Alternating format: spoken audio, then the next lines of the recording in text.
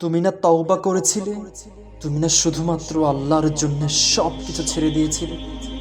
বুঝতে পেরেছিলে কোথায় তোমার আসল ঠিকানা? ভুলে গেছো আবার কোন পাপ তোমায় গ্রাস করে নিল? তুমি তো সেই যে নিজের পাপের প্রতি অনুতপ্ত হয়ে সেজদায় পড়ে অঝরে কেঁদেছিলে। তাহলে আবার কেন দুনিয়ার ধোঁকায় পড়ে গেলে? কেন ভুলে গেলে কোথায় তোমার আসল গন্তব্য?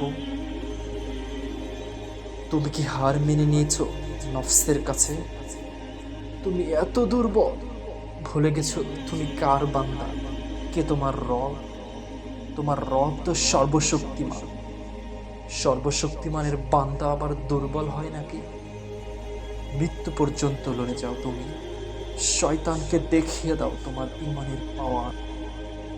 শয়তানের ধোঁকায় পড়ে অনেক পাপ করে ফেলেছো। শয়তানের ধোঁকায় পড়ে অনেক পাপ করে ফেলেছো, তাই নিরাশ হয়ে গেছো, তাই না? তুমি কি জানো না তোমার রব কতটা মহান? তিনি তো তোমাকে ক্ষমা করার জন্য অপেক্ষা করছে।